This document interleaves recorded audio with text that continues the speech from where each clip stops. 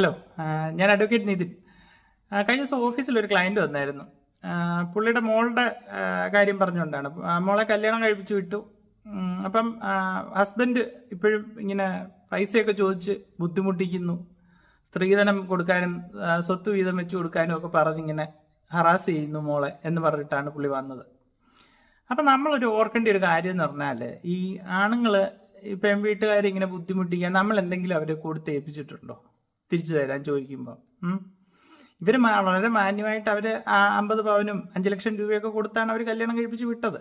എന്നുവെച്ചാൽ ഇവർ പാവപ്പെട്ടവരാണ്. ഈ അച്ഛന് മേശരിപ്പണിയാണ് ജോലി.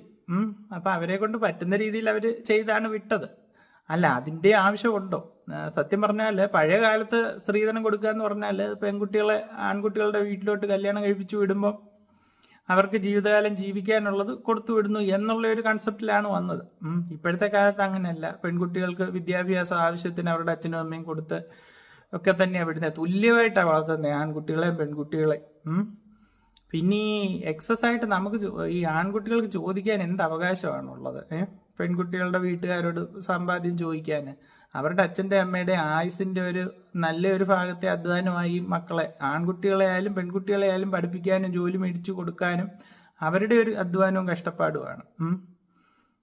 അപ്പം നമ്മളൊരു കല്യാണം കഴിച്ചു എന്നും പറഞ്ഞിട്ട് സൂത്രത്തിൽ കുറച്ച് സ്വത്ത് തട്ടിയെടുക്കാൻ വേണ്ടി ചെയ്യുന്നത് ഒരു ശരിയായിട്ടുള്ള ഒരു പരിപാടിയാണോ? ഒരു പ്രോഫിറ്റബിൾ ബിസിനസ് ആണോ ഈ കല്യാണം? സത്യം പറഞ്ഞാൽ തുല്യമായിട്ടാണ് എല്ലാം അഫോർഡ് ചെയ്യേണ്ടത്. ഈവൻ കല്യാണ ചെലവായിരുന്നെങ്കിൽ പോലും വീട്ടുകാരാണ് മുഴുവൻ പൈസ എടുക്കുന്നത് കല്യാണത്തിന്റെ എക്സ്പെൻസ്.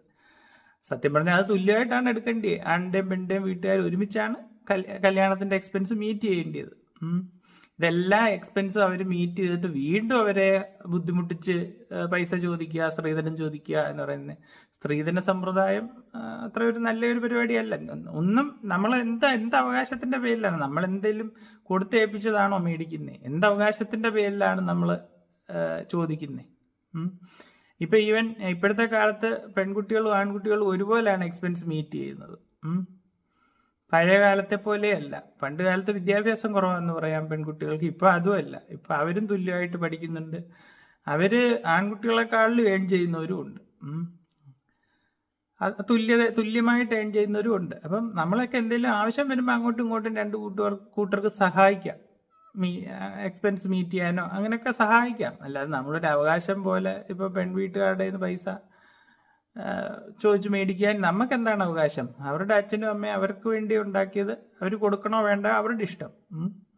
അത് ചോദിച്ചു മേടിക്കാനുള്ള എന്ത് അവകാശമാണ് നമുക്കുള്ളത്?